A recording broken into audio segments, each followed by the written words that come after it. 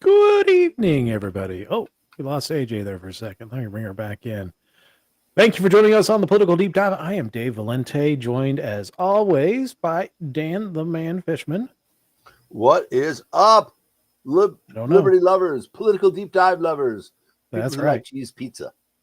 Welcome. And from her new digs in Colorado, AJ. How are you doing, AJ? Well, I'm breathing easier, metaphorically and physically. Colorado's great. Awesome. We really like it. And I'm so excited to be here tonight. Yeah, awesome.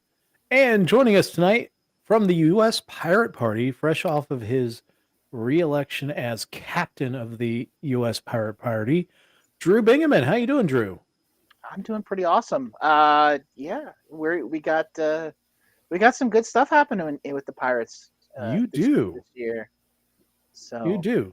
So tell me how you got involved with the Pirate Party. Well, I think it started probably when the LP firstly of Pennsylvania was brutally axe murdered a couple of years ago. And so that made me, when it was pretty clear that I was no longer welcome there, I needed to find a new home. And honestly, a couple of friends of mine mentioned the Pirate Party here and there, and I was looking for a new place to go, and I decided that this is where I belong. That awesome. I'm a pirate. I've been a pirate, and yeah. So Pirates are awesome. I've been watching you guys for the last couple of years. I thought one of the greatest moves was immediately during the Reno convention for the Libertarian Party in 2022. The Pirate Party put out a platform stance of we find bigotry is irrational and repugnant. That was not my brainchild. That was, I think that was, if I recall correctly, I think that might have been our Chicago pirate that came up with that. But I could be wrong. Yeah, that was pretty brilliant. I appreciated that. I did not appreciate the LP deleting that. Yeah, it's just I don't regret it. I don't regret leaving the LP. Let me put it that way. Yeah, I mean our political ex-wife, I guess, is how I put it. So just another divorce to put on my list of divorces. So talk about what's going on with the Pirate Party. You just got reelected as captain. Yep, we had One of the things I do love about the Pirate Party is that it leans into the seafaring roles of the pirates. Yep. I know a lot of people like to, you shouldn't play into that. You should be a serious political party, but why? So because all politics is theater, right? So why not have a little bit more fun with it? I was never in the stuffed shirt crowd in the LP. So I was always the kind of think we should have fun with this. We should, we should make fun when ridicule is due. And I think honestly, comedy and having fun, it makes us more attractive. Like, I mean, I could go out there and rep the party, the core values in a standard stuffed shirt and in a tie and everything, and do it the normal way, but that doesn't differentiate us at all. I mean, we don't have sticks up our asses, so we're definitely. And That's a good T-shirt.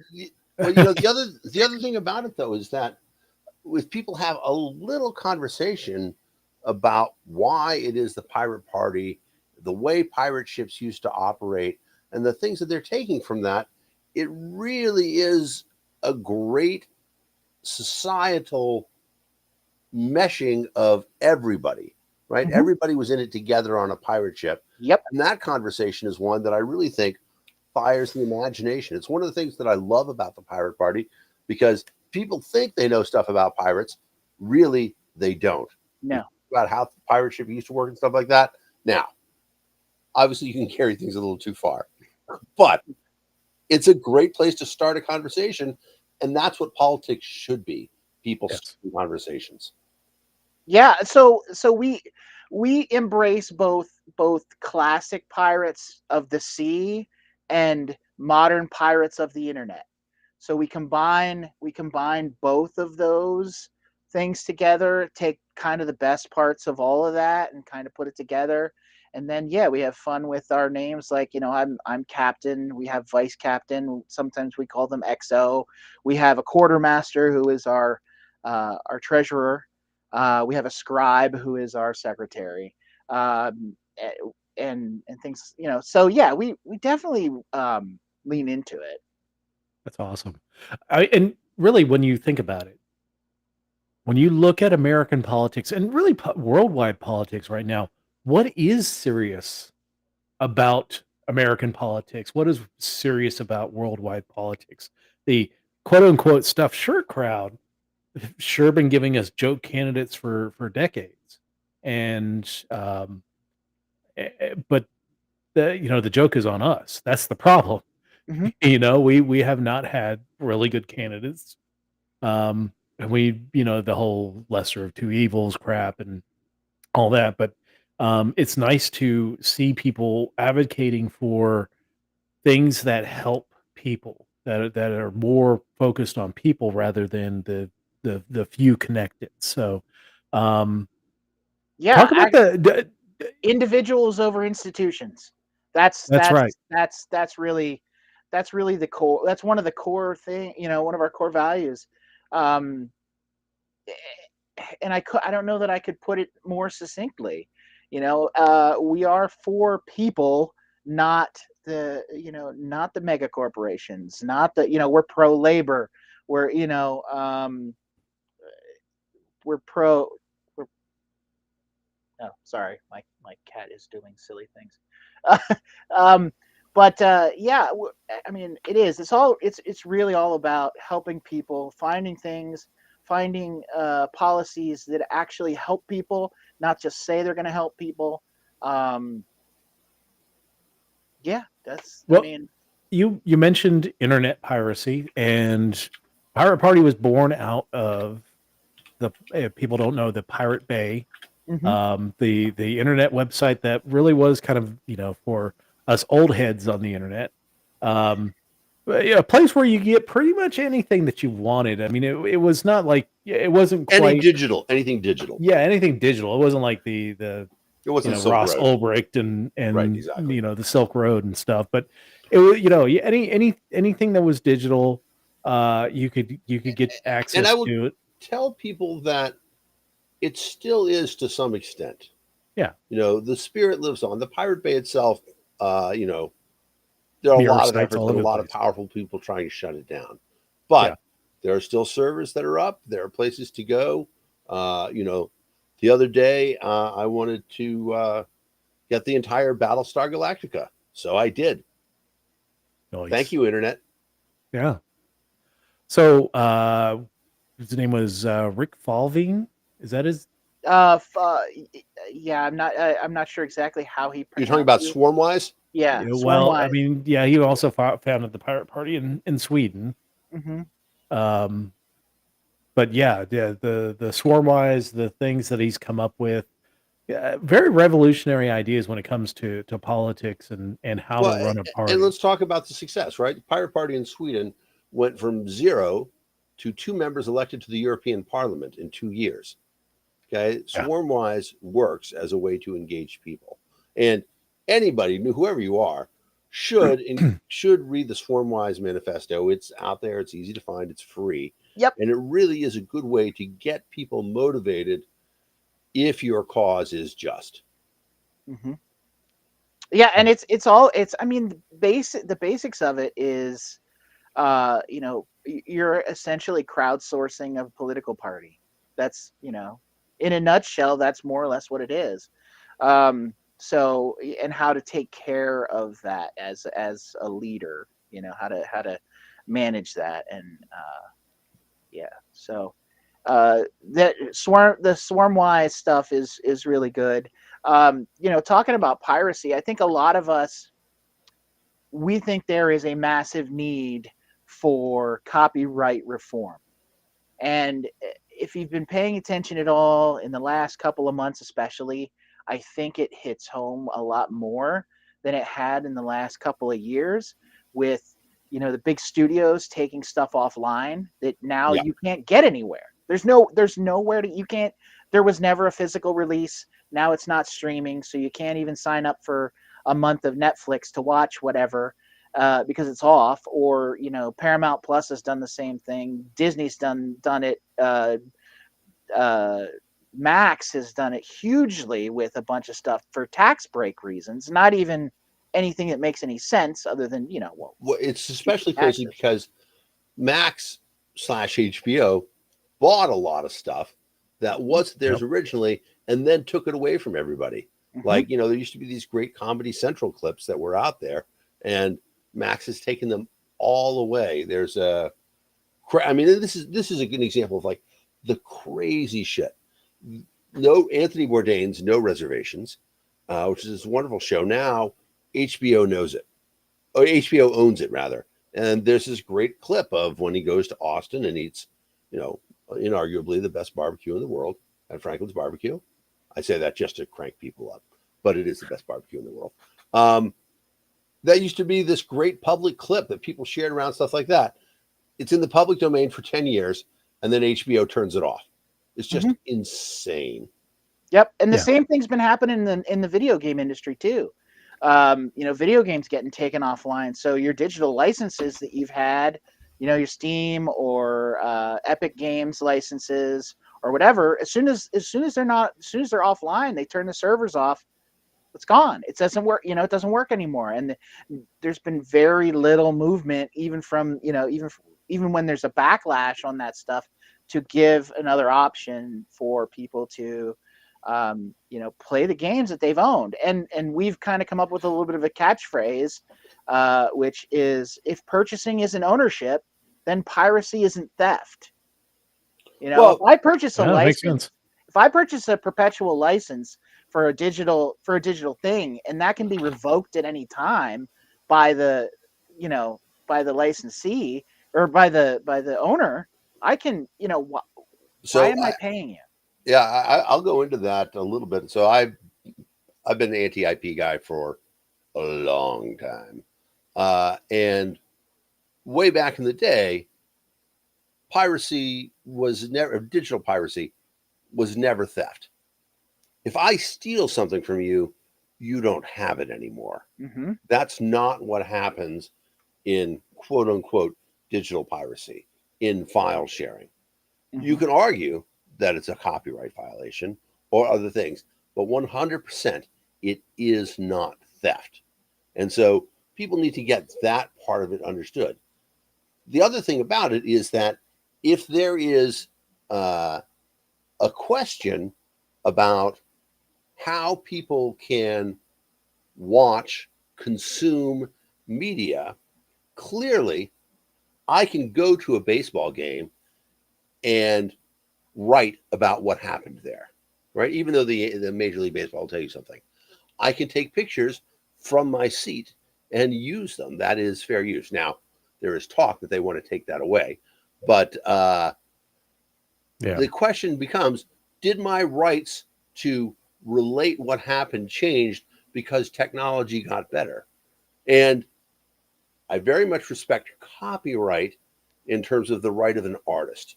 An artist has a right to make a living. However, the idea that copyright is forever, I mean, and Oh. I guess Steamboat Willie just finally came into the public domain, right? After forever. And there was something else that was similarly old I was just looking at. I don't remember what it was. But this idea that there's a way for corporations to change what should come to the public eventually, that really is a threat to everybody's liberty. Because knowledge, the idea that it's illegal to know something or illegal to consume knowledge in any place. Thank you, Dr. Moulton, for posting that Mickey there. The idea that it's illegal to consume knowledge, to save it, to share it. That's a very dangerous idea. I Oh think. yeah. I If the think Pirate Party champions that cause, I'm really excited about them doing that. yeah, I think some of the other things that to champion like what I consider fair use is a lot of the stuff that has been pushed in the courts, especially lately, where things are actually derivative works. I Right. don't think there's look, especially in music. Music is all built on earlier works. Yeah. It's almost there's very few things that are completely novel. So like and I think that goes a lot with storytelling. Everything that's storytelling, there's very few things that are completely novel. Like, I mean, come on, the hero's journey. That's like how many thousands of tales are essentially the same story, just with minor details changed. Yeah. So I have this problem with stuff that like, especially like when you get into like fan fiction and stuff. Anytime somebody's trying to shut down the creativity of other people through the use of copyright infringement lawsuits, I think is bad for society. Yeah. Yeah. I mean, think of, I mean, how many stories are based off of Pride and Prejudice? 50 Shades of Grey was actually a fan fiction off of the Twilight series. My wife was reading it as it was being written on servers. Like it blows my mind that we're and we're not just talking digital stuff. I mean, we can talk about drugs as well, like the forever patents on things like insulin and things like that. It's just oh yeah, patents are a whole other thing. Like patents in my estimation, I don't think patents should exist at all. Yeah, medical patents are murder. I think almost all patents are terrible. I don't think patents like help anybody. I agree. Because maybe originally, like in way back, patents could actually protect an inventor, but they don't do that anymore. They just get snatched up by trolls, and there's a court weaponized. Patents are in used Texas. as government enforced barriers to entry. Yep. So it's essentially somebody says, "Oh, I want to have a patent," and I'll tell you, I'm starting a company, and the lawyer's like, the very first thing you have to do is to make sure that you own the patent. He's like, and you probably won't have to do anything with it because your idea is so good that you just do a little bit, and a big company's going to buy you because they're going to want your patent. Now, as soon as I get my $100 million, I'm going to fight that as hard as I can. But it is one of those crazy things.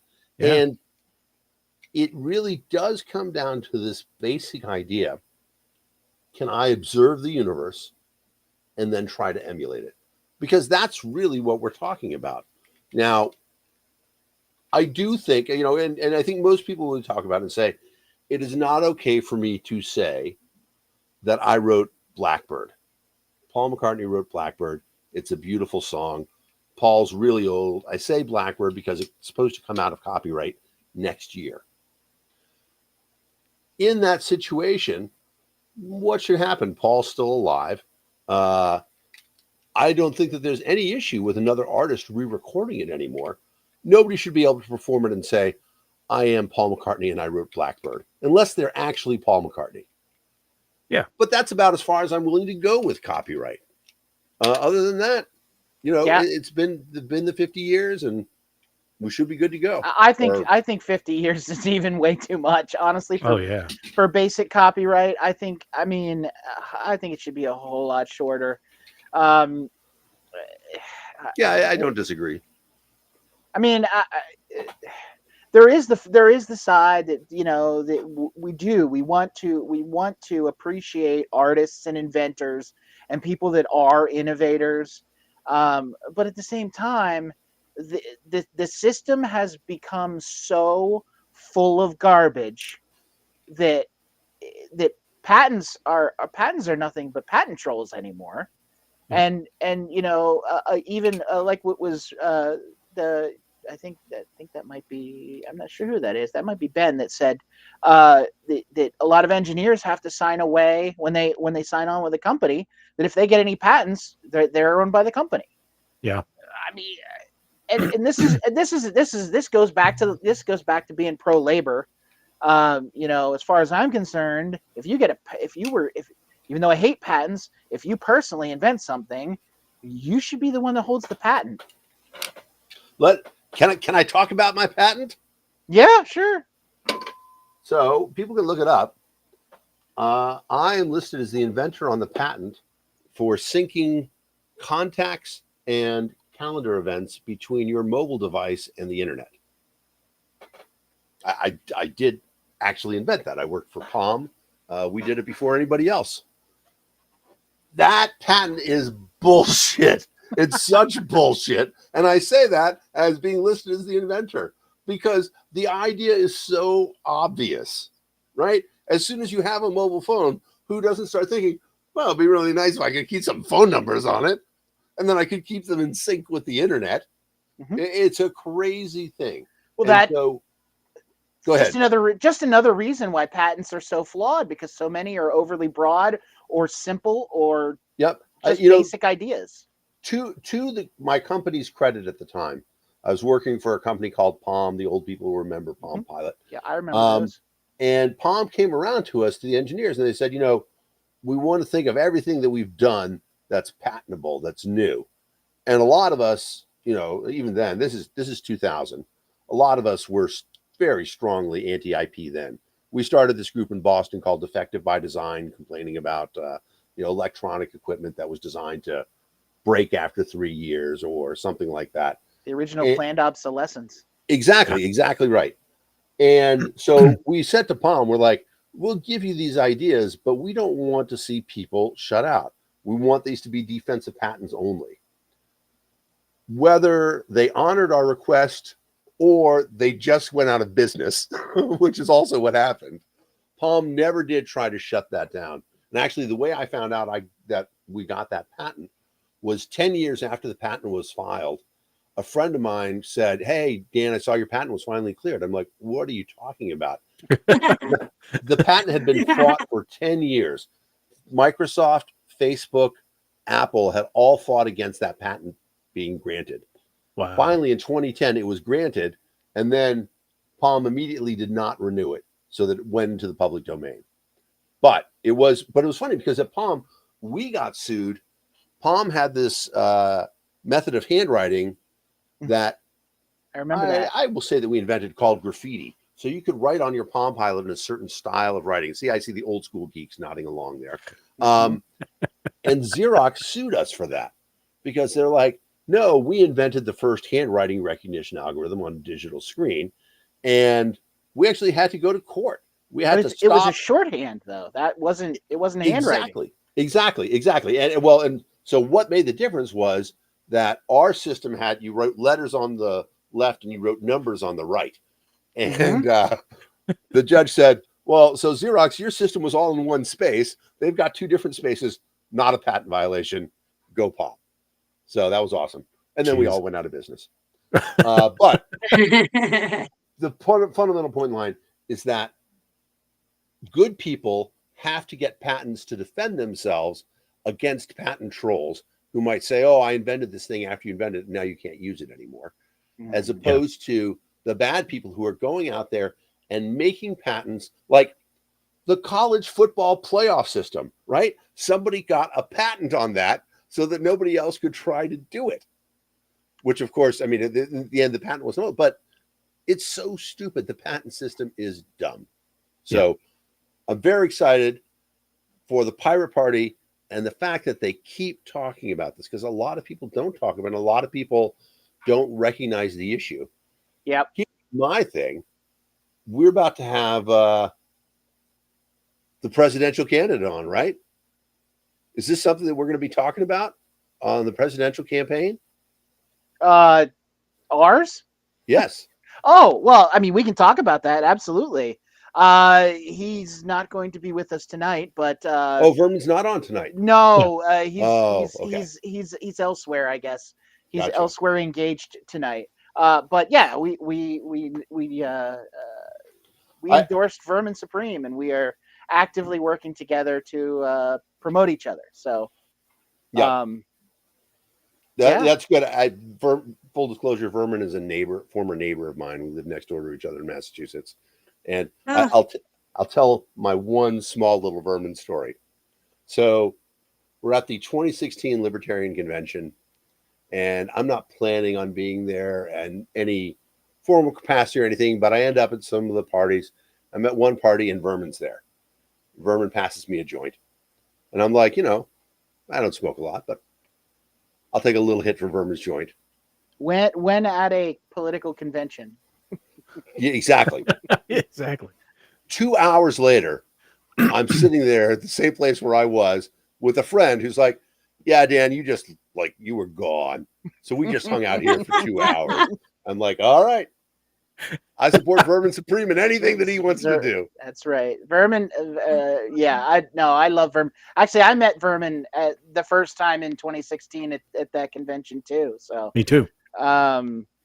yeah, I think one of my favorite pictures that I have from that convention is of me, I think, photobombing Vermin and a couple other guys when so.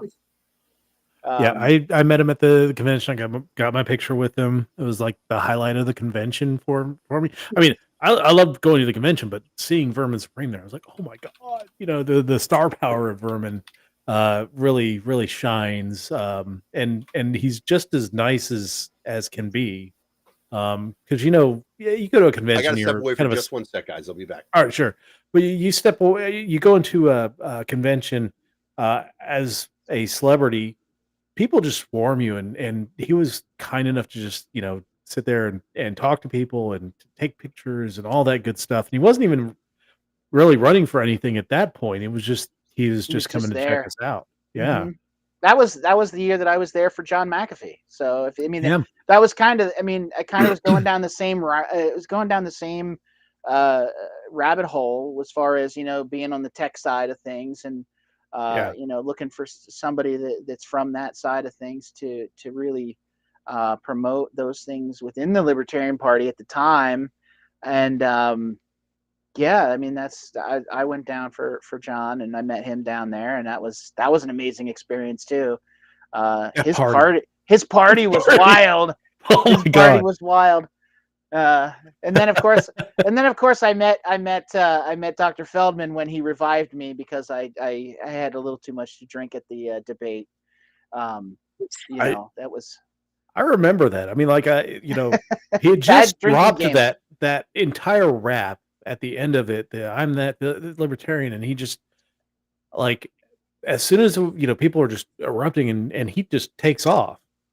And we had heard that you had some medical complications. We're like, oh shit! And he just dropped everything Yeah, I he was was just doing. drunk. I was just blasted. It was ridiculous.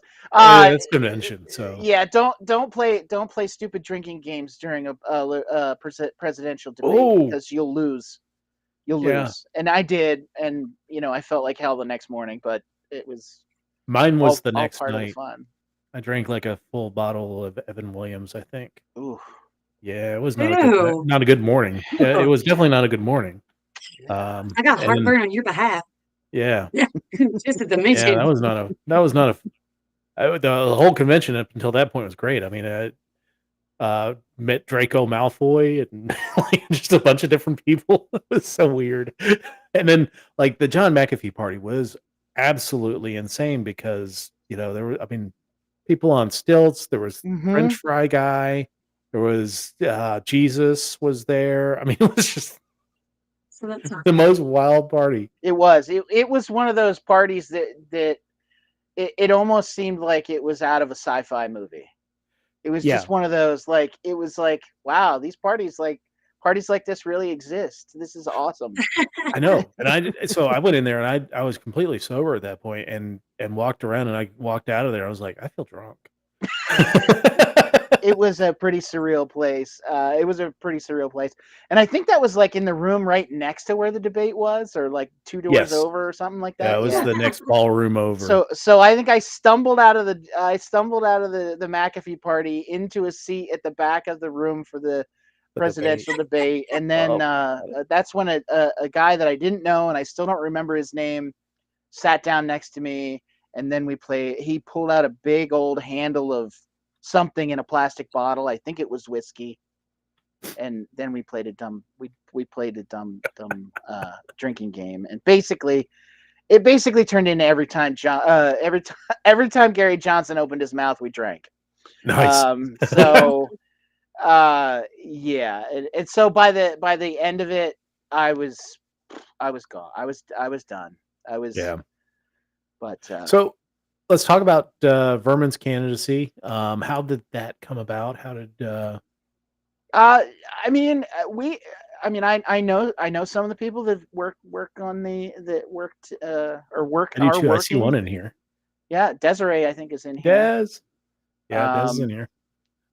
And actually, as a matter of fact, that was the night I met Desiree. Was at that Nice. at that the debate when I passed out, like right next to her. Sorry about that, Des. Anyways, yeah. Yeah, so we were talking. I mean, people knew that I had come over with the Pirates, and we'd been talking a little bit, and there were people that had asked how do we become a candidate for the Pirate Party, and basically I was like, well, you just come to us, and we. Yeah. So we had our convention, which was the first one that we've had in person in a very long time. Awesome. It was mostly online, but we did have some of us together. And Vermin crashed it, and he stole it because our theme was "Steal This Conference." A little nod to Abby Hoffman there. Nice. Because we're pirates and we steal shit. That's what so we stole that idea too. And stealing ideas is a good thing because most people aren't complete geniuses. Anyways, yeah. So they came to us, and we more or less held a vote, an open vote actually, that people could vote for whoever our members could vote for whoever they wanted to for president. And Vermin came in pretty easily at the top. And I think honestly it was because he came and had a presentation for us and everything. And I think we're in a good place where we understand that the Pirate Party is still in a very early stage in getting things together, and that there's not really a huge expectation of ballot access. I mean, I'm sure that's probably something that you were going to ask at some point. Sure. Yeah, I mean, ballot access is not something that we're really there. I mean, we have 6 states organized right now, with probably 3 or 4 more to come in the next couple of months. Maybe a couple more as the fury goes across the internet of Vermin is with the Pirates. So we've seen good publicity so far, just from the basic sharing it on social media and getting that word out. So that's the thing. Like, I think I don't get me wrong. I liked Jo. I mean, she was very personable. She was very nice to me. But I think had Vermin actually won the nomination in 2020, he would have gotten a lot more support as a candidate with 50 state ballot access than Jo. I think because I've had normies come up to me, people who don't care a thing about the Libertarian Party. They say, I love Vermin Supreme. I vote for Vermin Supreme. He was an option on my ballot. Because, first off, when he was running for president in 2020, he had that video about being in on the joke and understanding what he is doing and what he's demonstrating by his candidacy. Um, and if you get that normie objection, oh, he's a joke candidate, show him that, because it's a phenomenal video about what is he Are doing, you in why on is the? he doing it, Why are you in and on the joke? Are you in on the joke? That yeah, are video? you in on the Yeah. joke? And I'm in on the joke, and I think it's awesome, and I think he's a fantastic candidate. And when he's compared to an 81-year-old guy that's losing it, or a 78-year-old guy that is just a complete sleaze, and all the other stuff that's out there, he's head and shoulders above them. Yeah. I look. I think first of all, if you've anybody that's ever actually talked with Vermin knows he has a brilliant political mind. Like he understands stuff that most people can't comprehend. Like that's why the whole "are you in on the joke" thing comes. I mean, because that that's why. I mean, a lot of people don't understand why they like Vermin because they don't necessarily think the whole thing through. Like, I like Vermin because Vermin's awesome. That's kind of where it ends with a lot of people. I love Vermin. Vermin does great stuff. But I've always appreciated Vermin because I get it. I get it. Um I get that this is performance art. Like, it's Mhm. performance art with a message. It's performance art with a message to make you think how terrible all of these jerks in Washington really are, and how much of a fraud they all are. You know, um, and honestly, I mean, I guess that's one thing about Trump is he's not as much of a fraud as a lot of these other stuffed shirts are, because he just doesn't care. Well, Like he's a he, fraud. He's just oh, he's open. It's naked fraud. it is. Like, It's versus telling you what you want to hear and feel good about, right. the rosy political language. He's telling you he's a fraud and he's an asshole and he's Hmm. proud of being an asshole. Yeah, yeah. I mean, that's probably the only thing that for me that I mean, I wouldn't say that I give him respect for, but it's something that it makes him a little bit different. But that's certainly not a reason to, good Lord, vomit on the machine while I cast a vote for him. Yeah, no, I won't be doing that. I will be writing in Vermin Supreme in my and voting pirate. That's Yeah. um so it's I think something something that pirates are awesome about too, and something that also is very topical is right to repair. Right, so um we Yes. are very big in trying to in again, this is another thing where, like, if you buy something, you don't own it. Like, I can't fix my stuff. Like, what are you talking about? um you know uh, so if somebody makes it hard or difficult, or makes me get a specialized tool only from them, as far as I'm concerned, that's monopolistic practices. Yes. And that's another thing that we see a lot from corporate America, and corporations from all around the world are pushing this garbage on us, that, like, oh, well, you have to be an authorized an authorized repair person, like, or you won't be able to do it. And Or I you think, void your warranty or whatever. Yeah. yeah, yep.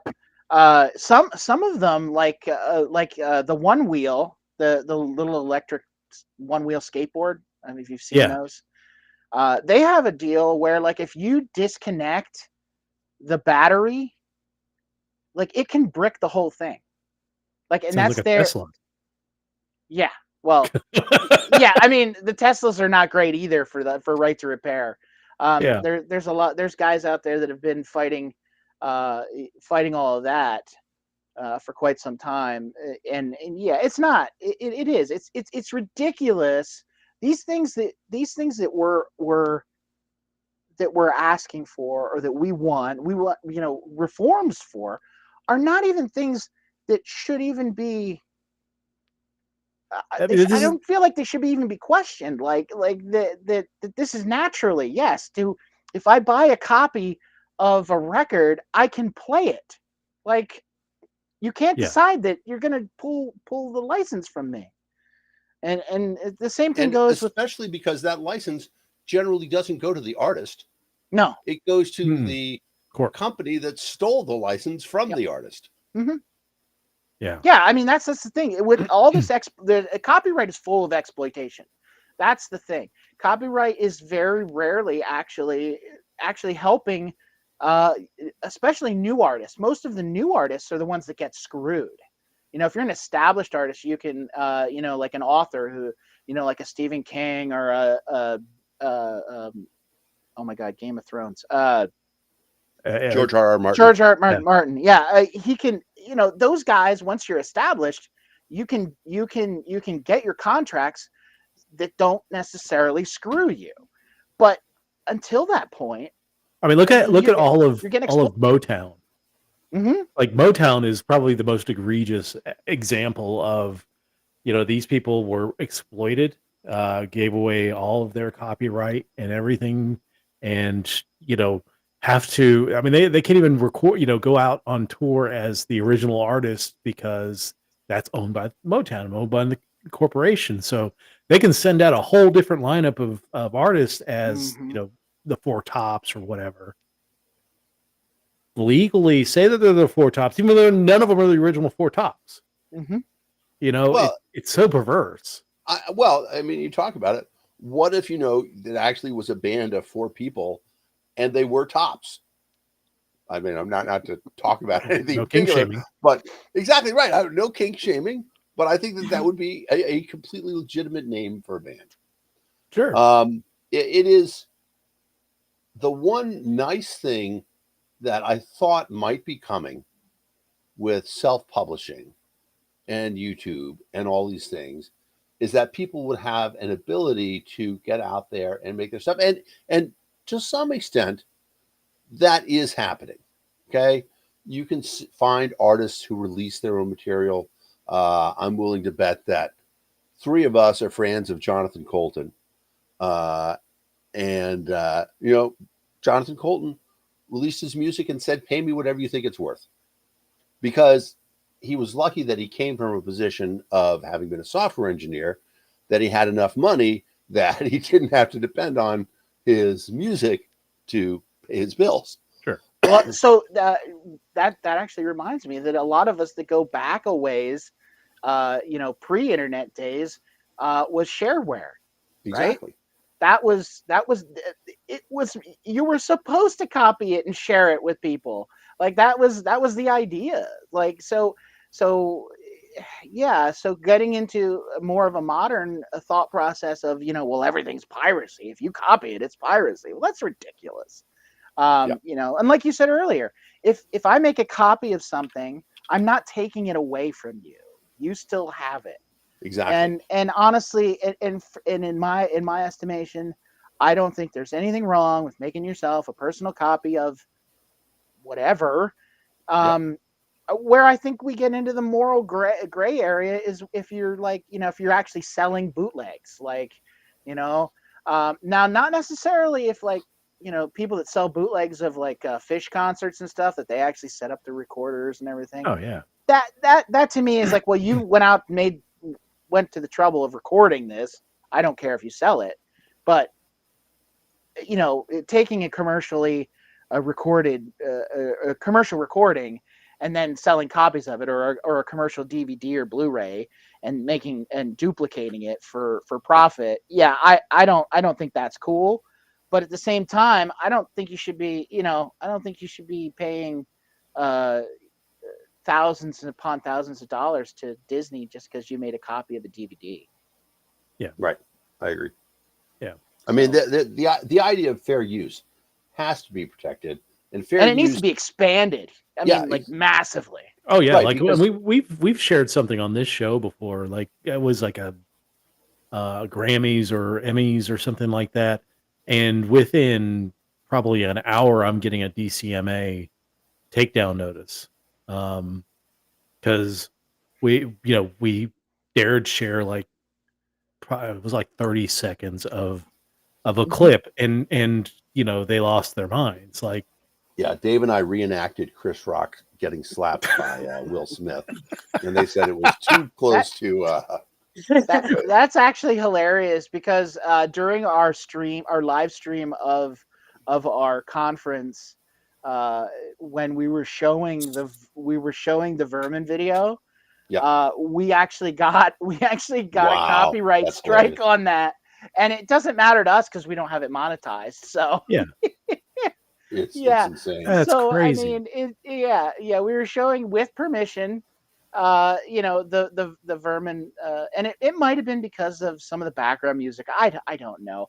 It doesn't matter. I just think it's hilarious that part of our convention from the Pirate Party got a copyright strike, and we weren't even really trying. So Right. Yeah. Google has a long way to Google and YouTube really are getting really bad with that. And I mean, and I understand the federal law. The federal law sucks. Like the DCMA sucks.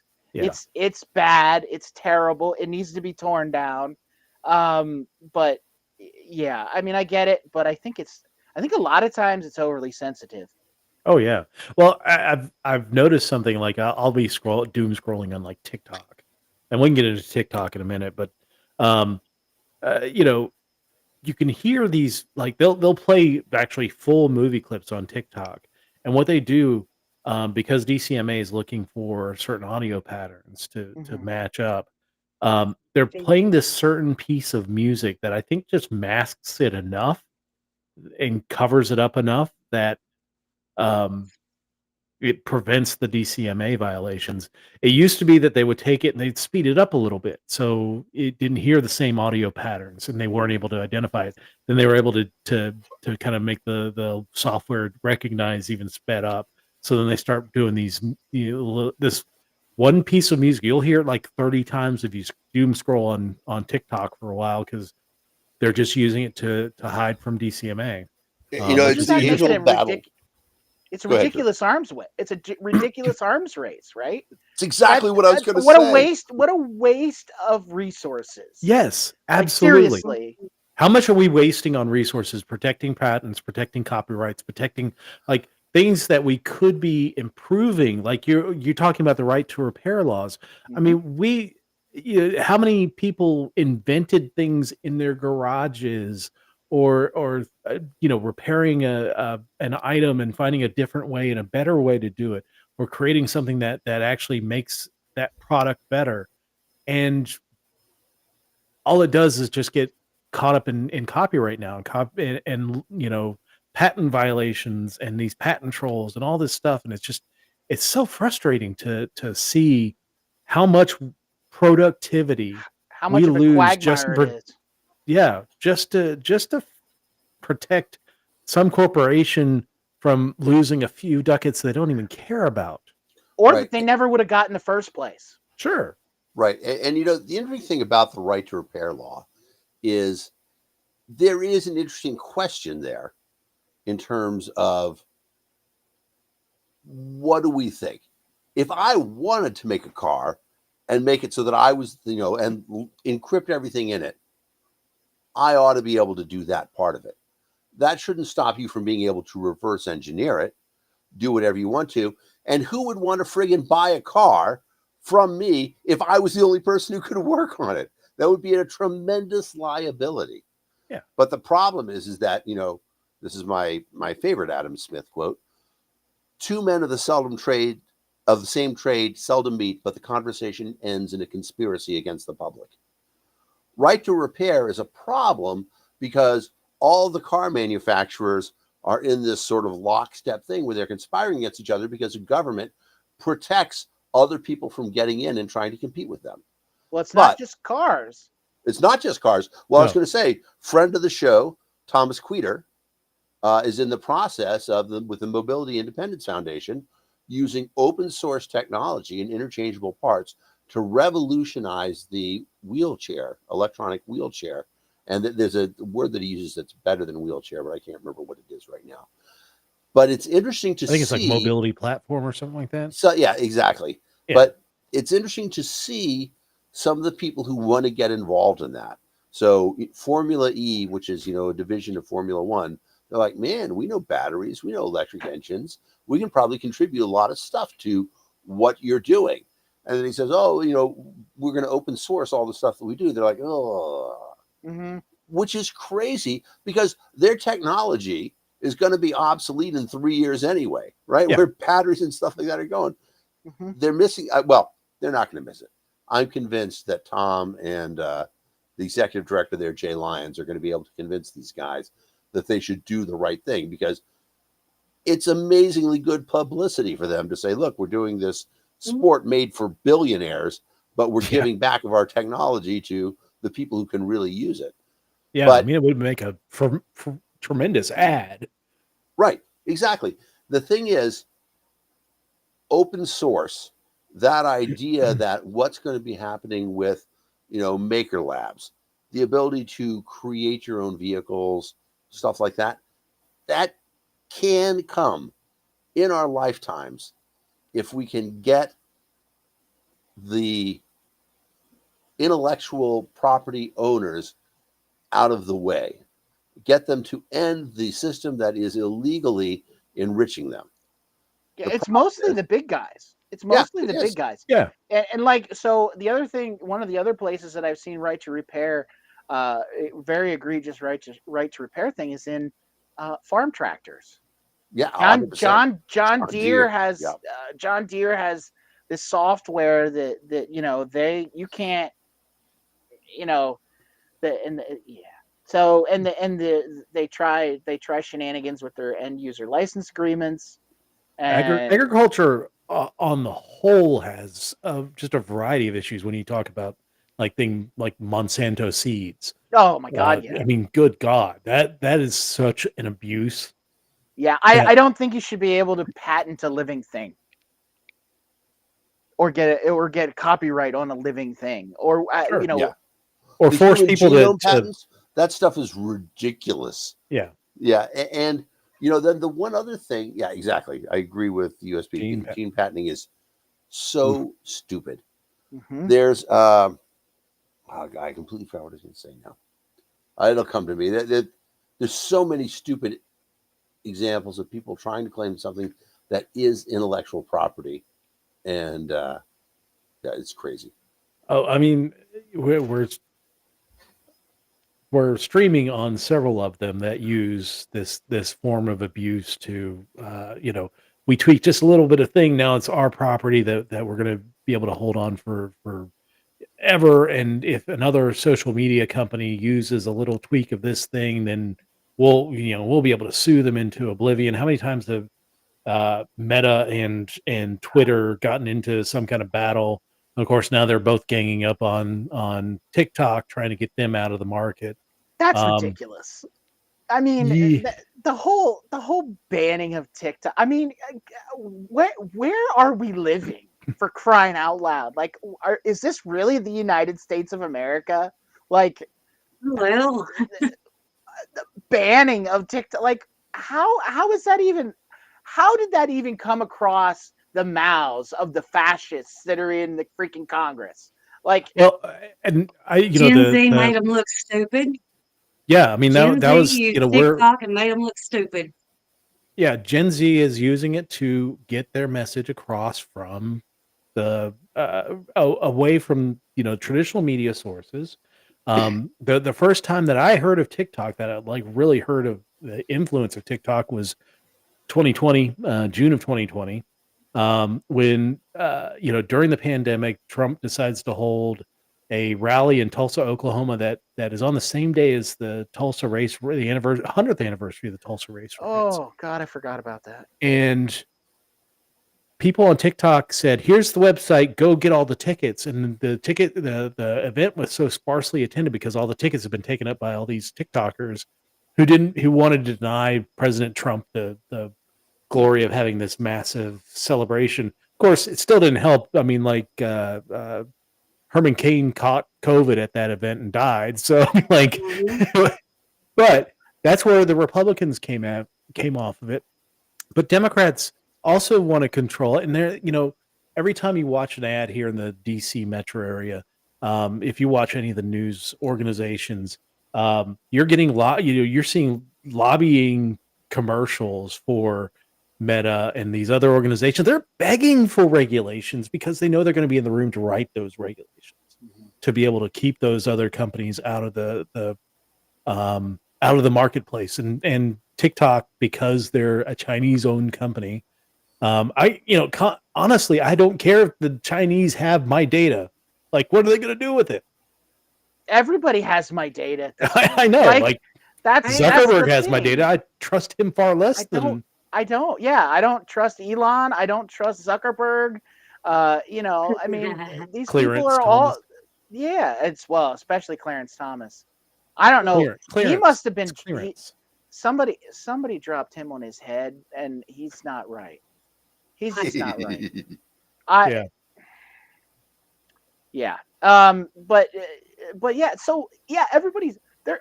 All of social media is doing all of this spying. I mean, what was the Cambridge Analytica stuff? That was all Facebook, right? Yeah. That was all Facebook. And like they were talking about it influencing an election. Like that wasn't TikTok. That was Facebook. That was mining Facebook. And God, don't go on Twix. I mean, that place is just an absolute cesspool of fake news and AI generated crap. Like, absolutely horrible. I try to avoid it. I mean, I call all of it the toxic media anymore because it's all it is. I mean, I know a lot of people in my party like to use Twitter, but I honestly can't be on it for more than 5 minutes without coming away completely infuriated by something. I use it for sports media. Like I love watching the sports guys that cover my teams, so I get early information. But yeah, when you get into the political side of it, it's just absolutely horrible. Fediverse. Everybody should be in Mastodon, even if you're not really doing anything there. Set up a Mastodon server. In fact, Pirate Party. Right. Here's me imploring you guys to. I think we're working on that actually. All right. See, I think we're working on that. I saw something about that. I saw something about Mastodon. We were talking about that, and we were trying to. uspirates.org/join actually will get you to the page that will point you in all the directions to get on our Discord, to sign up with us, and to get you connected. Yeah, magic of media. That's beautiful. Yeah, and I'm not going to say much good things about Threads, but Threads does have a link to the Fediverse, and they say they're going to do more. So I'm going to cautiously say, not that Facebook is doing a good thing because it's doing a good thing. They're doing a good thing because they want to kill Twitter. And, in this case, if they kill Twitter by building up the Fediverse, that's the right model. I mean, we broke a lot of the internet, and my generation has to apologize. Email was done wrong. Email should never have been me sending a mail to you. It should be me having a message on my server and sending you a notification the message is there, and then you come and retrieve it. So I could never spam anybody. All the spam would live on my computer, and you have to get that ship has sailed. I'm sorry. But it's not really my fault. But Mastodon is that model where all of my content lives on my Mastodon server, and then you get a chance to subscribe to it, and it shows up in your feed. So when Dave subscribes to my feed, the only alt-right content that he sees is the stuff that I write. Exactly. I gave it away. Damn it. No. But that's the right model. It shouldn't be other people pushing stuff into my feed. It should be only the things that I want to do. And the Fediverse is such a unique model for that. I just have a lot of hope for it. And, it feels stupid to have that much hope, but anyway. I mean, Cory Doctorow calls it the enshittification of the internet. Like that now that we have basically four websites that basically just share stuff from the other four or from the other three websites. This is essentially what it is. Yeah. Right. So let's hit some other issues Um, what's the kind of get an idea of what pirate foreign policy would look like? Non-interventionist. I mean, we, mind your own damn business.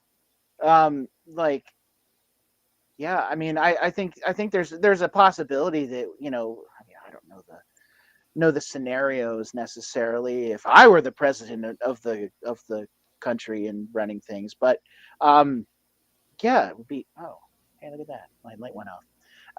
But let me see. Reach over here. There we Yo, There we go. Vermin, what's up? go. Hey, Vermin. Hey, there he is. So yeah, I think. Oh yeah, what am I? I forgot. Pan Americanism. We're the USPP is big on that, and that's working together with the Americas as a continent. Actually, two continents, three continents. Is it three? Central America is Two. really a continent, right? Yeah, Yeah. Central is generally lumped in with the North American continent. Yeah. Yeah. So we want to have. We don't want to build a wall. Let's put it that way. That is not the in the yeah, walls are for forts, not for borders.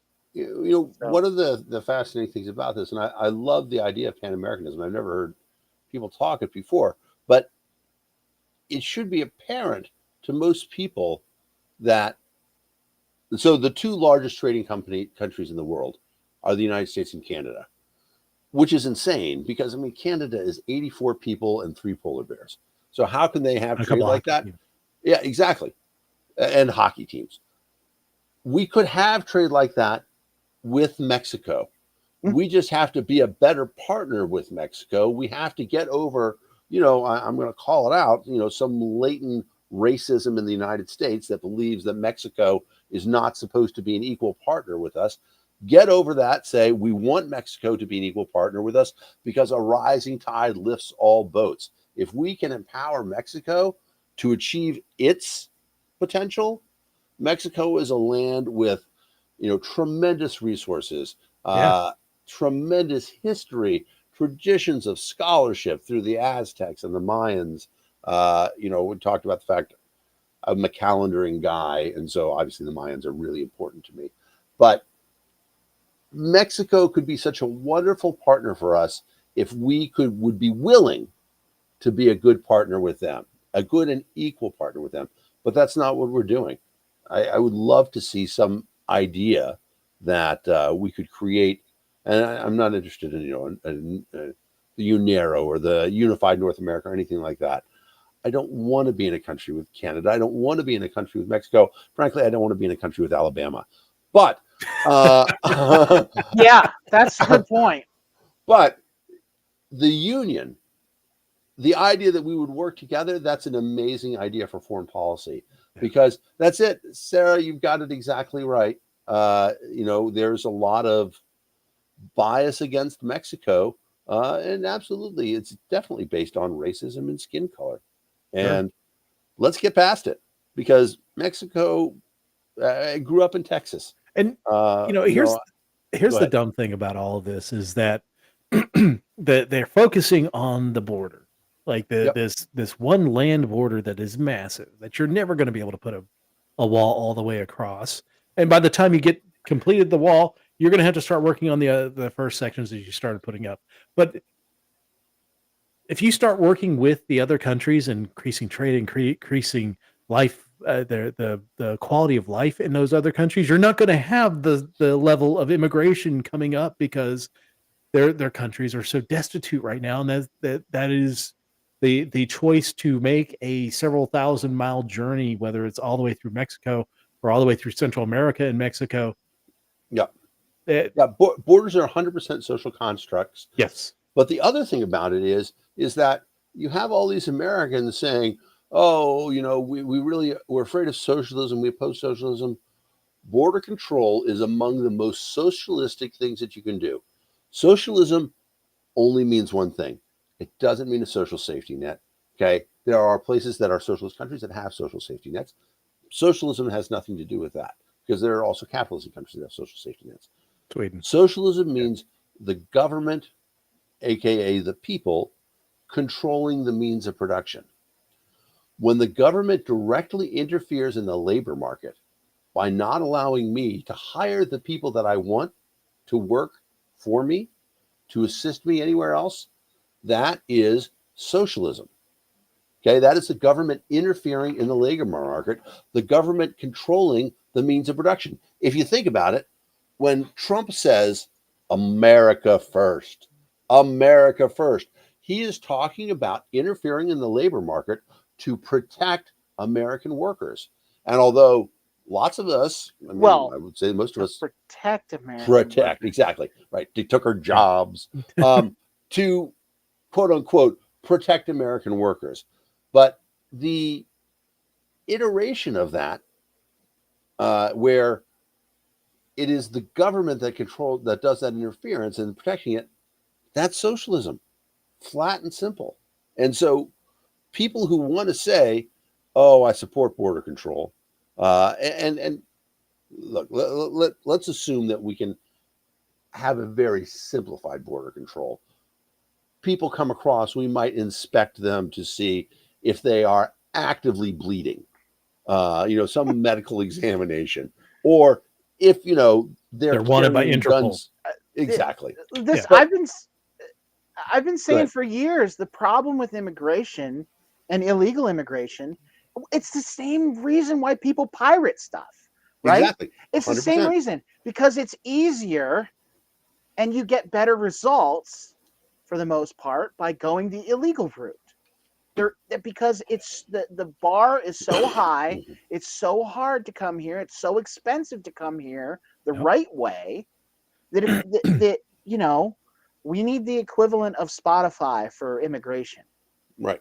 I mean, I don't know what that would look like, but if people want to come here, they should be able to come here, and Yeah. it should be easy to do above board. It Yep. really shouldn't be that difficult.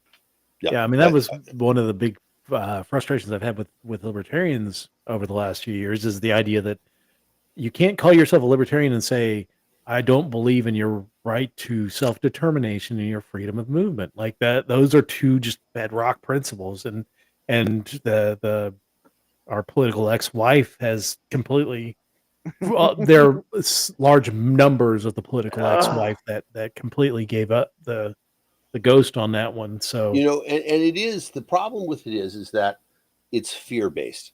And it's oh yeah, sad to see people who are in favor of liberty buy into that idea of fear based politics, that I'm going to restrict somebody else's liberty because I am fearful. Isn't that all bigotry, though? it It is. is. It is. It's bigotry. It's there is an element of, I do believe that there are people who just think that the government is supposed to protect their jobs. They took our jobs. And Well, I'm I not going to think say that those people are all racist, but there is a lot of racism involved in it too.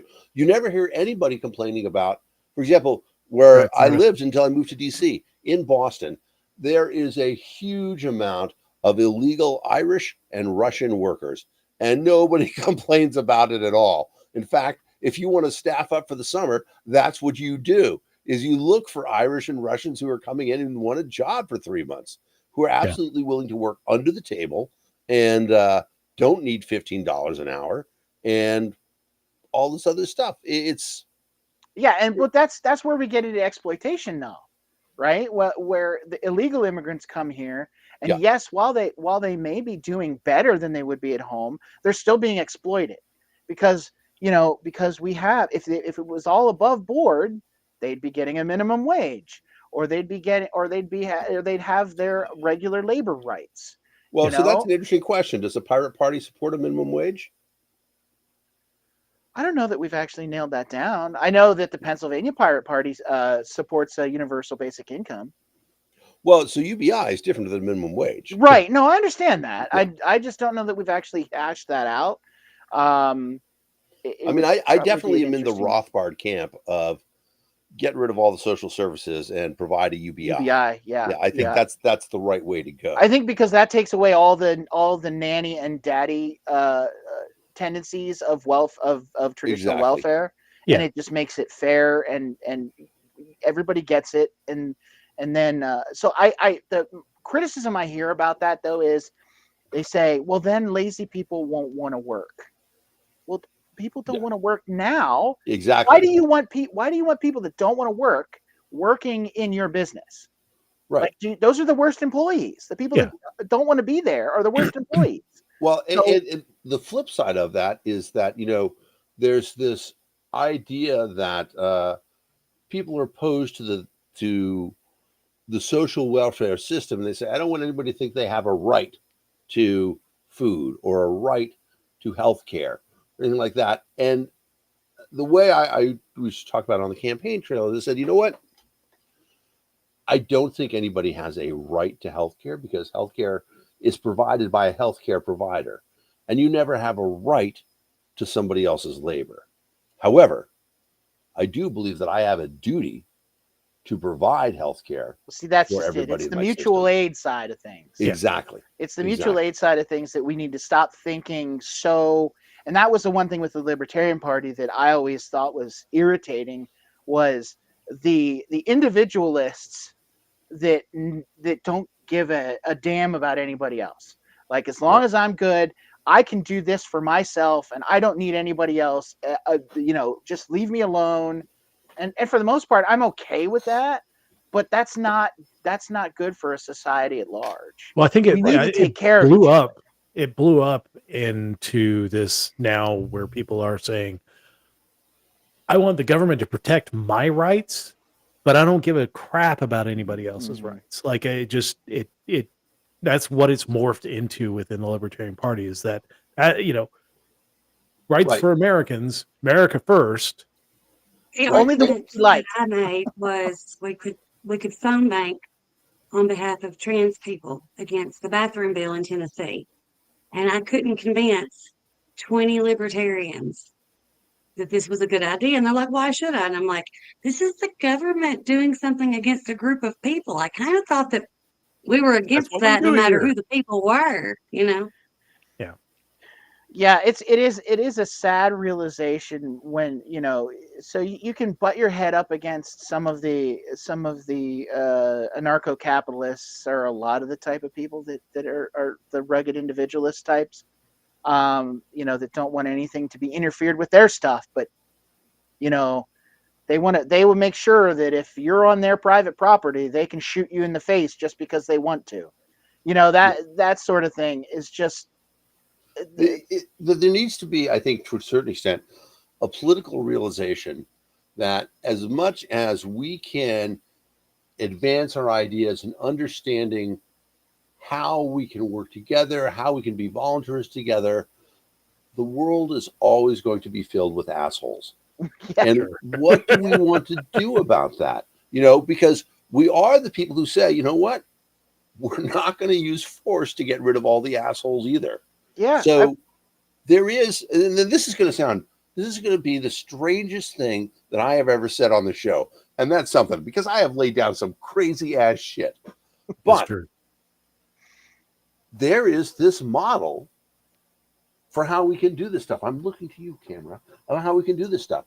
As crazy it is, when somebody slaps you, the correct response is to turn the other cheek. You have to have a society that is based on that idea. You know what? If you offend me, I'm going to say, okay, you're an asshole. I'm not going to respond. I'm not going to fight back against you. I'm not going to strike back against you. And the difference between, the Libertarian Party, our political ex-wife, whatever we want to call it, has lost its way. But there is a fundamental idea in these liberty/freedom/ parties, all of us, that compassion is something that has to happen and can't be forced. And when we get that part going, when you get somebody like Vermin, who, brings the combination of the absurdist look at the world and active acts of kindness. Like, I remember seeing Vermin march opposite the Nazis in Boston a few years ago, and just sitting there, making fun of them, ridiculing them, that sort of thing, because that's what you're supposed to do with assholes. Okay, you're not supposed to shoot them unless they become dangerous, and physically assault you, anything like that. And that's where we have to be. We have to be stop being so concerned about these occasional assholes, the individualists, the people who don't give a shit about anybody except for themselves, because that's an indicative statement about them personally. We're not going to reach them because they don't give a shit about anybody except for themselves. And that's I see that a lot when I see anytime I see somebody going on and bitching about wokeness. Yeah. Wokeness. I see anybody that you either don't know what that is and you just think Yes. everything that you hate is woke, or you know what it is and you're an asshole. Yeah. Because that's exactly you it. lack all compassion for other people. If you're Yep. bitching about wokeness, you don't understand. You just don't understand. And it just, to me, anytime I see somebody that's bitching about wokeness here or whatever, woke, it's all woke crap to me, Right. and now the DEI stuff, anybody that's bitching about DEI, I see. DEI is the CRT of 2024. Right. Yeah, Right. it is. Yeah. And I mean- again, most people don't even have any idea what it is. Right. And what's interesting about that too is that the this idea that woke is bad is so completely opposite to what liberty people were saying just 20 years ago. We want to wake everybody up about the Federal Reserve. We want to wake everybody up about the abuse of government power. The opposite of woke is asleep. And there are powers that want you to be asleep to the injustice and the inequity in the world. And here's the thing. Woke means being aware of it.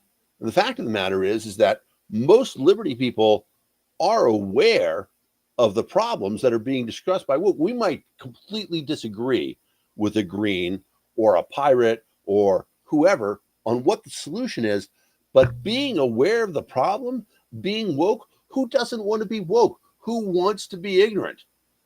And the thing is, there are people who want you to be ignorant. There are people who want you to be asleep to the shit that is going on in our country right now. Absolutely. Don't do it. Wake up, America. Exactly. All right, Drew. One more issue. I know that Yeah. the Pirate Party is relatively pro-union. Yes. Well, I would say we're pretty solidly pro-union. Okay. Or I would say I like to call it pro-labor, because we're not just pro-union. I think we're also for not being exploited in any capacity. Any Whether it's workers by being exploited, whether by the company or the union. yeah, either one. And Yeah. because both of them, once they get sufficiently large, will both become corrupt, and exploit you. I challenge a lot of people when they talk about unionism and how it's bad in America and all that stuff, and even the people that say we should make everyone join a union, take away the right to work stuff. I get that, but if you look at places where they have the highest labor participation, unionism is voluntary. So in Sweden, union is voluntary, and you have competitive. Like, that's the thing that blows my mind, is that most, except for teachers, most of the unions are fairly monopolistic within their industries, and could do with competing union interests. One union may fight for more for this versus that, and I think that would give more incentive for people to join unions. I mean, I think teachers are probably one of the most unionized groups out there because there is choice. Yeah, I'm very much, I love the idea of having a competitive environment for unions. I Okay. think that, again, that's just another monopoly, right? Like, Yeah. if you go into a job that's unionized in the United States, you don't have a choice, right, to join Exactly. the union or not. You don't have except in right to work states, which I think there's problems with that. There is, yeah. You don't have a choice to not be part of the union. I think there are. I think it would be stupid in most aspects to do this, I have correct. but Me too.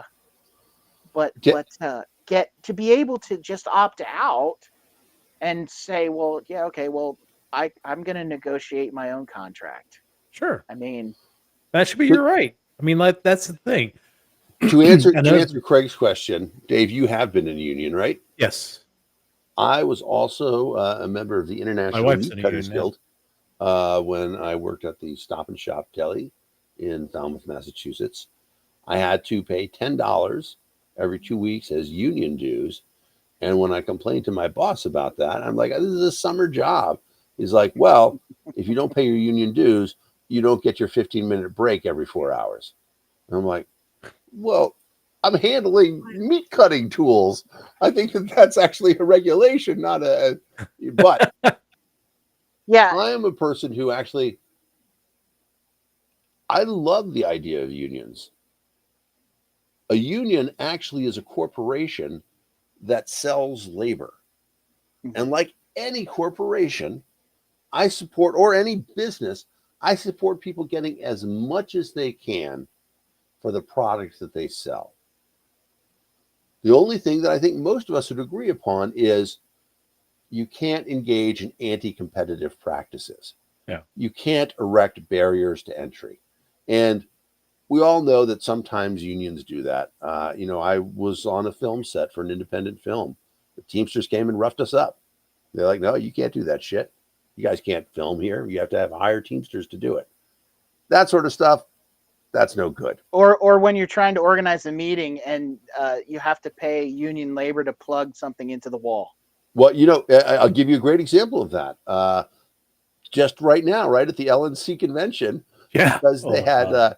8 hours of AV overtime, it cost them $70,000 extra because it was union labor, right? Crazy ass stuff. And that's where things are absolutely broken, right? Mhm. It used to be that the Libertarian Party would actually look for places to hold conventions that weren't union states, because you could always find a cheaper vendor to come in and do some of the stuff for you. In DC, that wasn't an option because everything was locked in because it was all entirely union. That's where the thing breaks down. But the idea of a union as the people who are voluntarily working together to get the best possible wages that they can, there's nothing wrong with that. There could not be a more libertarian, a more capitalistic idea than a union. And since we're on the topic of labor, I just want to throw this out there. Share your salary with your coworkers. Yes. Yeah. It's not For illegal. crying out loud, It is please. not illegal. No matter what they say to you, Your it is not employer illegal is to share your trying salary. to screw you. Yep. That's yes.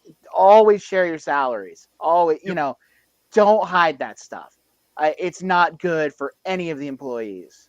I don't care what your employer says. Exactly. Share your salaries. I think that's good for a lot of things.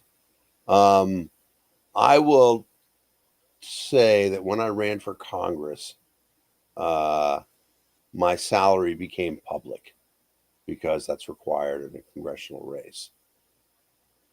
Ooh, that caused a huge problem at my company. Uh-oh. I mean, I was making a lot of money, right? I mean, I was making, not as much as a baseball player, but certainly professional athlete level salary. And, in a software team, people can get real touchy about that shit, especially when other people don't get raises or they don't get the raises they want, something like that. I think that workers should unite to support each other. Absolutely. There has to be a realization, though, that some people are going to be pissed off if they find out that you're making more money than they are. Yeah, but that shouldn't be against you, Dan. That should be against. That's the company. That's the company exploiting them, and for. Listen, I mean, it's not. I don't know that it's necessarily exploiting them. It's. I think in a lot of cases, sometimes people are getting exploited, but there's some people who think they're worth a lot more money than they are. That's true. And And there's a lot of Oh, people sure. that are worth more money than they're making. well, and so I will tell you. So this is an interesting thing. This is what I did the last time I was a boss. Uh, before every employee's evaluation, I told them that they couldn't ask for a raise unless they went out and got another job offer. I wanted them to see what they were worth on the open market and then bring that back to me. Mhm. Sometimes people didn't do it, and I would still give them a raise. But sometimes people would do it, and they would say, this is what I'm like. We can't match that. I think you should go. You're going to make more money in this place. And sometimes I would be like, that is what you're worth. We should pay you that to keep you here. Or, maybe we'll pay you just a little bit less because there's all the comforts of staying here and stuff like that. But those things, a very good and honest relationship between employer and employee is a good thing. I'm not 100% convinced that everybody benefits from sharing wages. That's my 2 cents. I could be wrong. I think so. I think it's a good thing that people understand. I think that it Dave, will you address work in an environment like this. You are very highly, I guess you're oh, yeah, G15, right? 14. G14? Okay. But what, you mind telling us what grade you are? GS 14 step, I want to say 7 or 8. Okay. So, I mean, that's an interesting thing. So that's, roughly off And the top of my head. for transparency's sake, it's a year behind, but every federal employee's salary at above a certain level is public record. Well, that's what I was going to say. I was going to look it up real quick, but you can just tell me if you want to. Step 8. And remember, it's GS by geographic 14 step 8 is $170,000 according roughly, to yeah. the U.S. thing. It is interesting to be in a place where that is all maintained and it's public, and that's just what it is. One thing I will tell you, and what we do need to move on here in a moment. Yeah, we got to get the quiz in. Yeah, is that what it does is that it removes that salary argument. Really, Mhm. like people know what their salary is, and to get a higher salary, either you get your cost of living adjustment, but you either go up a step Right. or you get a new job at a higher GS level. Well, and that is an interesting thing, is that if you say every step has a salary associated to it, and then what people's steps are, and you make that public knowledge, that's an interesting thing. But it is, I mean, the federal government suffers from this in that a lot of times it's impossible to promote people who you'd like to Yeah, it keep around depends. and I pay them mean, money. it, It it is, depends. Yeah. yeah. I mean, I just think about it like in the top level of wages. Certain obviously we're IT guys, but there's a lot of people who can make a lot more money in private practice. But all right, All let's right. do the quiz. So, Drew, talk about the U.S. Pirates and how to find out information for you. I got that handy. Yeah, I mean, the best way to get more information is to go to uspirates.org and check us out. We've got you can also check out wiki.uspirates.org. There's a link off of uspirates.org to the wiki. That's where a lot of our more detailed stuff is on the wiki. Um, we alternate between YouTube streams for our weekly meetings and IRC. This week was an IRC week, so next week will be an online stream that you can subscribe to our YouTube channel, U.S. Pirate Party YouTube channel, and see our streams. We are streaming some other things occasionally. Sometimes just some meetings, but honestly, the best way to get involved is to go to uspirates.org/join and get connected to the Discord server. That is where by far the most activity is, and you can get organized with pirates in your area. We have sections for all states on the Discord server. I see that West Virginia is getting close to. West Virginia is close. Florida is close. Florida actually looks like they're going to be going next week. Nice. Probably going to be incorporated next week. We have people in Delaware and New Jersey that are getting things going as well right now, and there's a handful of people in New York that we need to start getting them organized. Awesome. So yeah, we're poised to maybe double the number of organized states here pretty rapidly. So That's awesome. So one thing I will say, if you are in a state that you want to see Vermin Supreme on your ballot, there are traditional ways to get Vermin on the ballot. You know, doing petition signatures and all that stuff, but also look at your state's write-in laws. And a lot of times, it's a lot easier to get them on as a write-in candidate. And that way, you can write in Vermin Supreme's name, and it actually counts. mhm. So, just a word of advice: check it out. I think that probably would be something we need to do here in West Virginia to get him on the ballot. But go check out uspirates.org/join and Yep. And do despite the good stuff. And despite the fact that this is Heidi. more of an informational and a promotional campaign, we are exploring ballot access. We'll see what comes out of it. But we are going down that road. So if there are people that Awesome. want to get involved with that and want to try and work on getting Vermin on a ballot somewhere, we are open to it. So Awesome. yeah. All right, you ready for the CNN news quiz? Let's do it. I'm I ready. am a little bit out of touch this week, but I'll try. That's I am fine. also out of touch. Fortunately, Dave reads Vogue weekly. I so, do. When I'm in the bathroom. Good news source. All right, sharing. Okay, remember it's the CNN Weekly News Quiz for June 13th, 2024. So everything that happened from Thursday to Thursday in the news is in this quiz. Let's get us on the side here. All right, let's check out our context clues. It looks like a Korean officer. I agree. Looks like fine dining. And looks like water. That's so those are context Southern clues. Miami, That's Southern no Florida. bueno. Yeah. All right. Question number 1. World leaders gathered in which country for the annual G7 summit? Canada, Italy, Japan, or Germany? Oh, this is where being out of touch kind of hurts. I honestly don't know. I usually know where the G7 is meeting, but honestly, right now, I don't. Thought it was Germany, but it might be Italy. I know it's not Canada or Japan. I want to say it's Italy, because they went to the Italy. Vatican. They met with the Vatican and right, there was a right, bilateral 100%. thing You're right. with Giorgia Meloni. Right. And then Joe Biden had that inappropriate Joe Biden comment has to the Pope. Joe Biden.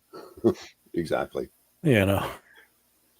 Yep. Gets Italy, and that's correct. The world leaders of the world's most powerful economies convened in Italy for a crucial policy discussions. Support for Ukraine and its ongoing war with Russia are key topics of the meeting this year. They're going to give them $50 billion of frozen Russian assets. Yeah. So, well, I mean, it's a Oh loan. yeah, they're gonna weren't they? I thought they were confiscating the So basically what it is they're doing a loan. Ukraine's going to have to pay it back, but it's backed by Russian frozen assets. So the interest on that. Russia, right?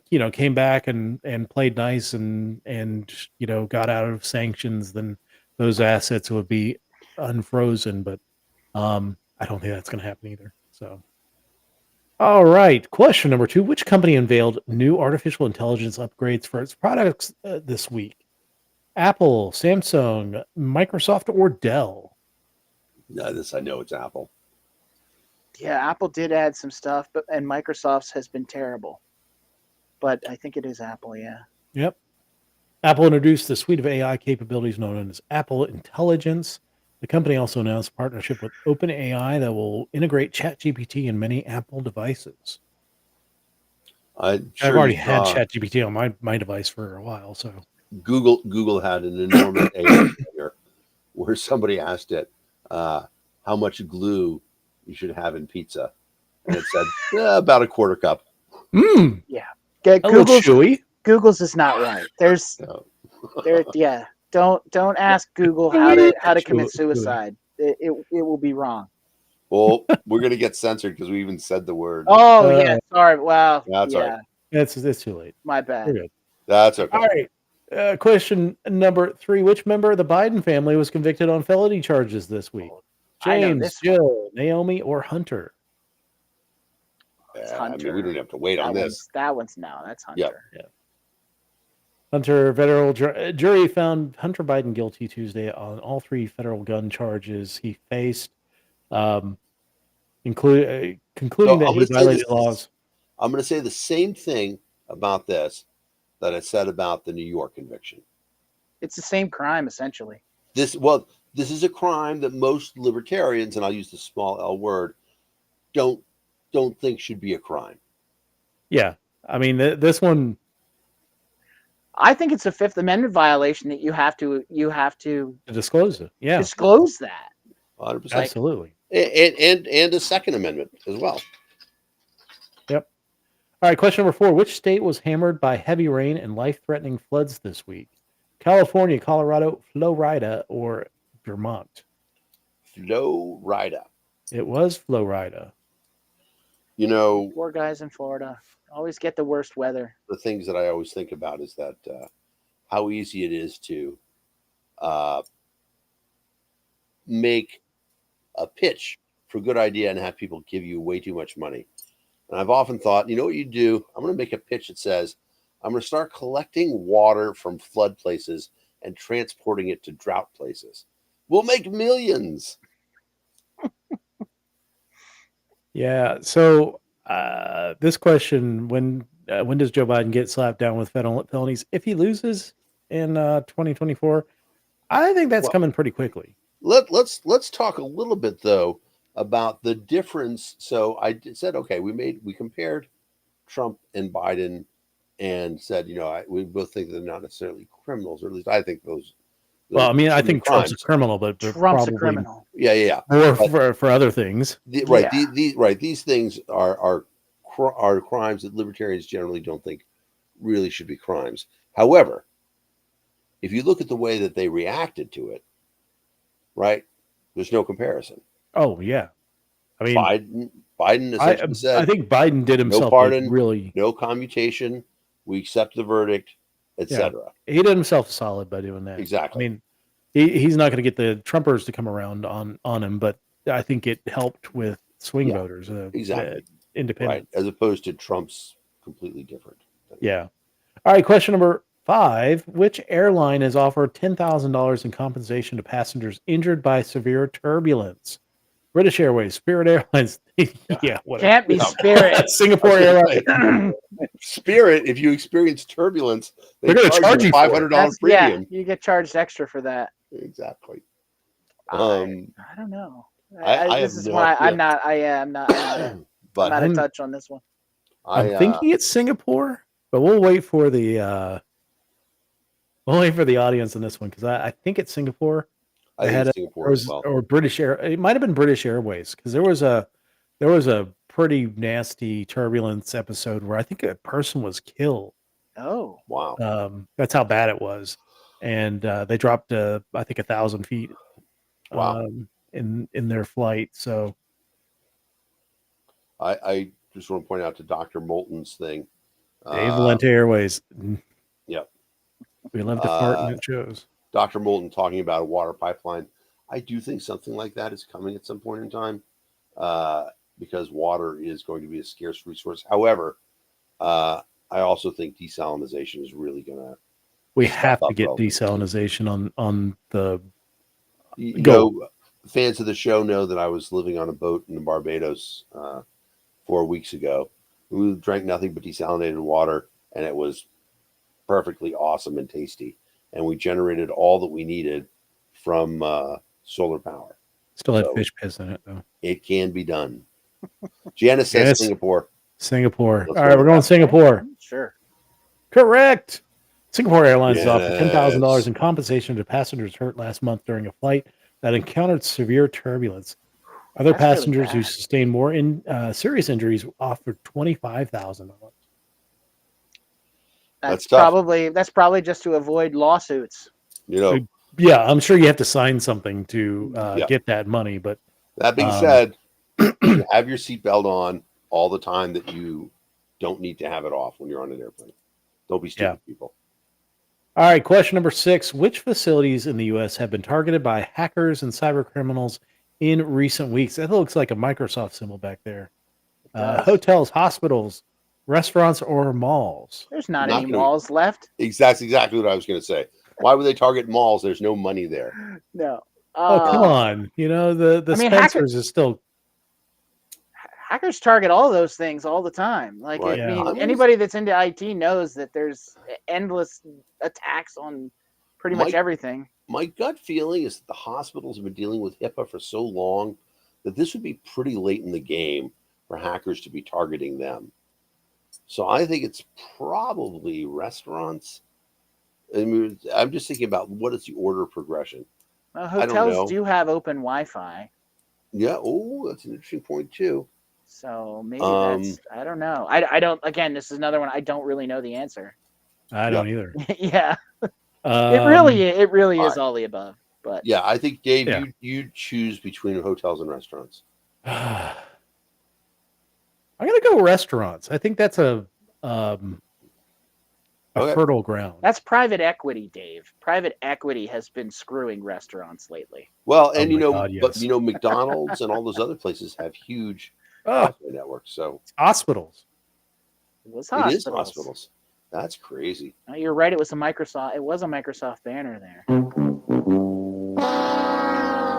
Oh, well, yeah, America's rural hospitals. That makes more sense. Keep getting Oh, it does attacked make by more cyber sense. criminals. Microsoft and Google announced they will offer free or discounted cybersecurity services to some hospitals to prevent disruption to patient care. Yes, I also missed that as well. I mean, There's a lot I of don't know. basics that can fix that. Probably. Yeah. Don't open ransomware. Honestly, move to I'm open surprised it source. doesn't work more. Ransomware? Yeah. Some of those phishing emails are pretty slick. Yeah, they are. All right, question number 7. What is the acronym for the United States Disaster Relief Agency? NCIS, FDIC, USDA, or FEMA? And first of all, I don't want to say that they've been a disaster.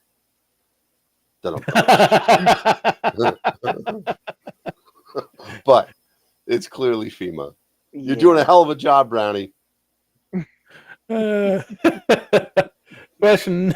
I'm sorry. The Federal Emergency Management Agency, or FEMA, is the nation's disaster relief agency. Climate experts expect FEMA will run out of money before the 2024 hurricane season is over due to severe costly weather disasters this year. Now, technically, the federal government cannot run out of money. They're like the monopoly bank. They can't run out of money. Yeah. I mean, they can go over budget, but they can't run out of money. Oh, they certainly can go over budget. We do Mhm. that every year. Question number 8. Which Disney ride is being replaced after facing years of criticism? Space Mountain, Splash Mountain, The Haunted Mansion, or It's a Small World? I'd probably It's got to go be with It's a Small World. It's got to That be It's a fucking Small ride. World. That's what I I'm hate going that with. shit. I agree. You don't want to hear that I song think in a that's the loop? most. That's no. There's so no, much thank you. that we share, and it's time we're aware. Sorry, I'll stop. No, thank you. That's what Oh I'm no, going Splash Mountain. with. No. What? What's wrong with Splash Mountain?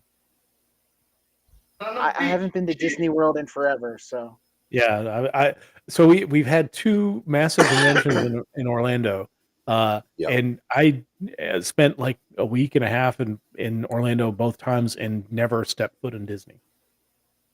It's But funny. yeah, ride based on the story of the pirate's first black princess opens. Oh, the it's public based off this of week. Song of the South, Uncle Remus and Brer Rabbit and all that stuff. Well, no, Good. No. I'm not. no. It surprised. says the ride based on the story of Disney's first Black Princess opens to the public this month. No, it replaces it. So- But Florida Pirate Party wrote in the comments that it's based off a song of the South, and I trust Splash Mountain is. Okay. Florida Pirate Party to know Wow. that. It's I did not interesting know that. too that Orlando. It's funny. 2016, we had a group of people who were planning to go down to protest at SeaWorld because it was right across the street. Exactly, and because among my other crazy causes is cetaceans shouldn't be imprisoned. But they beat us to it, and they stopped keeping. They started releasing them, yeah. Started releasing them, so we didn't protest them. And they released them right into the Florida waters, so now we got invasive species. All right, question number 9.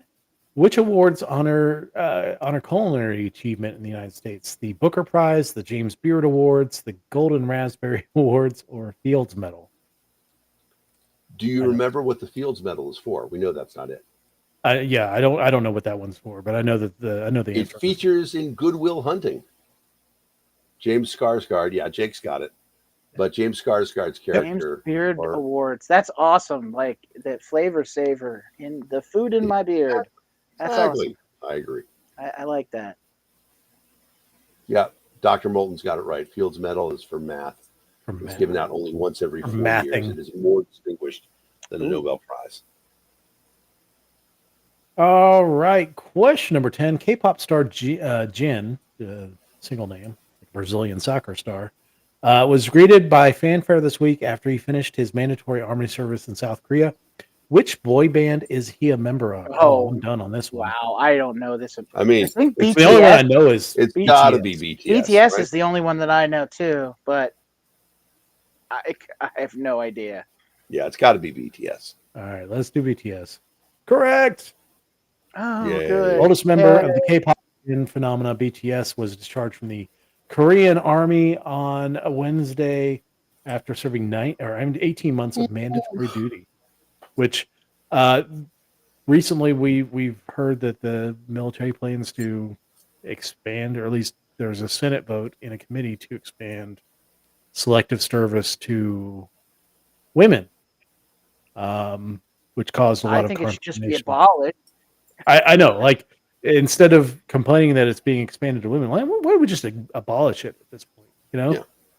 I mean, if we're gonna make people sign up and hold federal government benefits hostage by not signing, if you don't sign up, then everybody should probably have to sign up. But I think the whole process should be completely abolished because I'm not into I don't like the press gangs. I mean, exactly, and conscription entirely. Now the thing about it is that it's another form of slavery. Yep, exactly. It will take a constitutional amendment.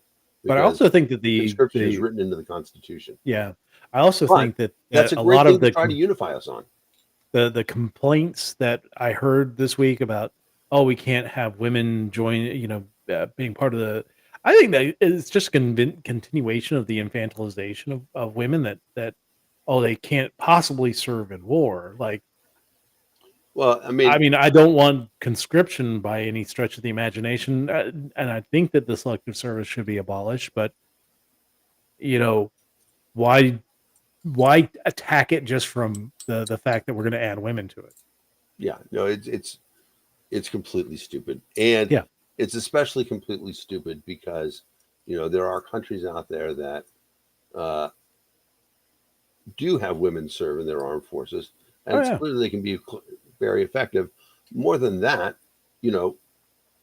infantry is only one part of the battlefield, and most countries that do have mandatory service don't make it's not just military service that you have to do.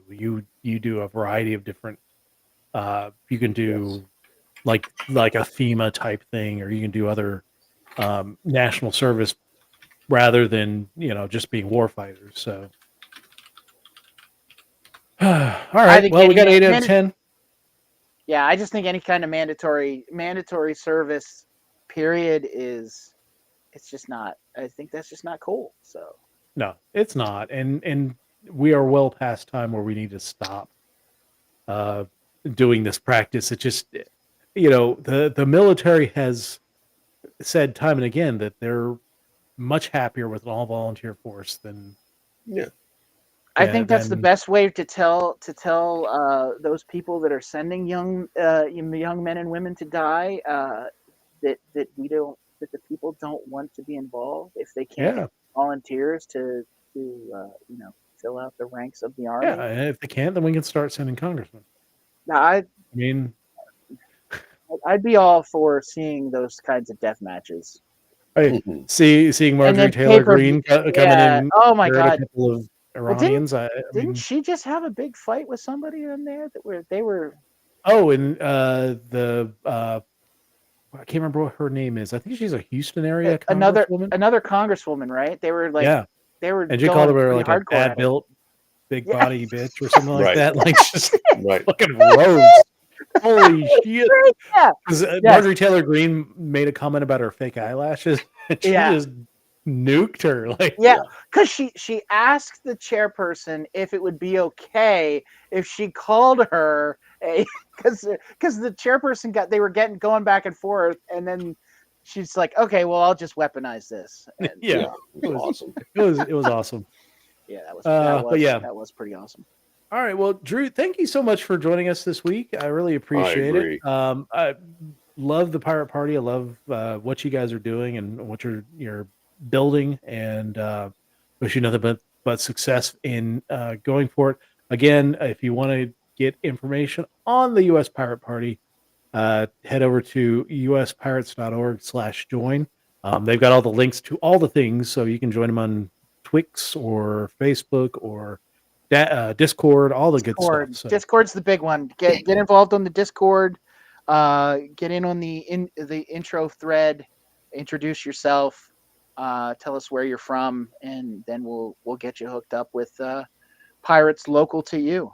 And Sounds good. And hopefully we'll build this out and continue creating new affiliates in different states and just keep it going. So there you go. Sounds All right. awesome. Well, thanks everybody for joining us this week. Reminder: give us a like, share, subscribe, whatever chat platform you're on. Really helps us out, boosts the algorithm, all that fun stuff. Yeah, So, guys, the numbers are starting to look good, but we need them to Yeah. look better so this message reaches more people. and also thank you so much to the members of the Pirate Party who joined us in the chat tonight. That Yeah. definitely a lively chat. Come back. Lots Don't be of such strangers. yeah, Yep. lots of good feedback and stuff, information presented there. So, thank Yeah, you. Oh, just- Jasmine Crockett was the congresswoman in question. Right. Oh, Right. Thank right. you, Jake. Yeah, and to all those pirates out there, like if you're with our meeting at 9, we're usually done by the time this show comes on Sundays. So Yeah. you should be able to make it. I oftentimes will chime in on the Yeah, in the, he does. In the chat. So yeah, Yeah, Awesome. come on good down. stuff. All right. So, Thanks, everybody. AJ's computer died. That's where she went. Nothing bad. yeah. And Yep. she'll, of course, be back next week. All right. Say goodnight, Gracie. Good night, Gracie. We'll talk to you all next week. And vote pirate. There you go.